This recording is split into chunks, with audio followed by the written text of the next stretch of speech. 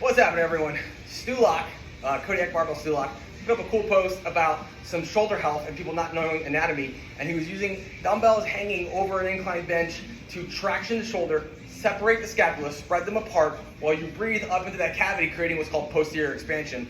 That ability to move the scapula is part of what's responsible for shoulder health. Now, I'm gonna piggyback off that because I don't love curls. I shit can curls all the time. I don't really hate curls, I just don't like doing it myself. But biceps are very important.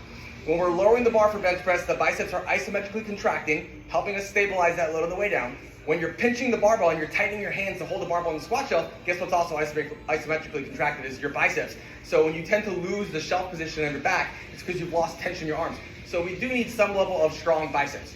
And it is very tied together, shoulder health and elbow health. If your shoulders are jacked up, your elbows are jacked up. So if you're having pain training tricep exercises and whatnot, your elbows aren't necessarily the problem. Your shoulder mobility might be that constriction travels downward. So what we're gonna do is piggyback off what he was doing. Sorry, Stu, you still love me.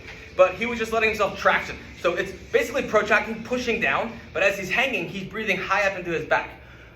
So I'm doing it from the mouth just so you can see, but ideally nasally. So nasal breathe deep as you can. Expand into your upper back and then exhale slowly through the mouth. You're gonna see these drop. Now this is a great way, back in the day they were called spider curls, which is like a preacher curl, but of the hanging position. You can curl from here, so you can get that external rotation of the shoulders if you have bicep tendonitis from the barbell compressing you in squats. This is a great way to get rid of that shit.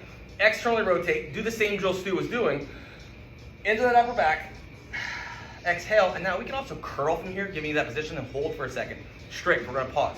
Do the breath again. Exhale. See how it drops and it keeps tractioning my shoulders? So we can curl from here, and then when curls get hard this way, we can get a mechanical advantage, just turn towards that hammer curl and still keep going.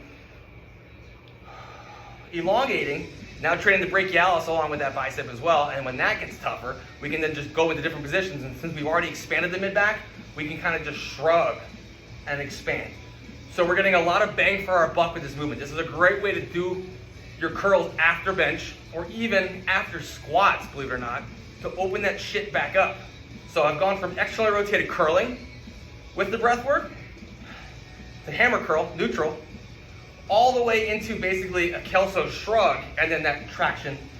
Because the more we improve our shoulder mobility, the less your elbows are gonna bother you and the less your wrists are gonna bother you and the more you can lift without bitching and moaning and complaining about it to your coach how you're having tendonitis issues that he gives you tools to do something with that you don't do. So if you can't help yourself, nobody can help you either. Still love you.